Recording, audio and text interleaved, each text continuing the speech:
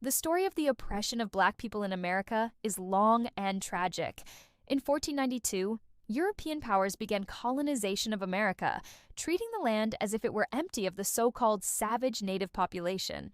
Destroying the culture and lives of indigenous peoples and seizing their land was made into a sacred mission. In 1619, the first African slaves were brought to Virginia, forced into lifelong servitude based on race. By 1705, laws officially defined Black people as property. In 1787, the U.S. Constitution counted enslaved people not as full humans, but as 3/5 of a person. The 1790 Naturalization Act restricted citizenship only to white people.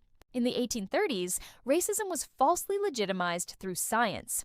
For example, Samuel Morton measured skulls to claim a false link between skull size and intelligence.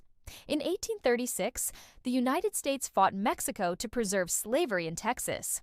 In 1857, the Supreme Court ruled in the Dred Scott case that Black people could never be U.S. citizens. After 1865, slavery was abolished, but Black codes and Jim Crow laws denied Black people access to voting, education, housing, and employment. In 1873, more than 100 Black voters were massacred in Colfax. In 1882, Chinese immigration was banned. In 1896, the doctrine of separate but equal gave legal protection to segregation. In 1915, the film The Birth of a Nation glorified the Ku Klux Klan, and President Wilson screened it at the White House. In the Red Summer of 1919, white mobs attacked Black communities in 26 cities. In 1921, Tulsa's Black Wall Street was destroyed, and hundreds of Black residents were killed. In 1934, the FHA redlined Black neighborhoods, blocking their economic progress. In 1942, Japanese Americans were imprisoned in camps during the war. In 1944, the GI Bill benefited white veterans but excluded Black veterans. In 1955, Emmett Till was brutally murdered, and his killers were acquitted.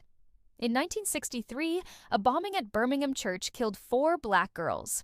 In 1968, after Martin Luther King Jr.'s assassination, the Fair Housing Act was passed, though its enforcement remained limited. In 1971, Nixon's advisor admitted that the war on drugs was actually a political weapon against Black people and anti-Vietnam War activists.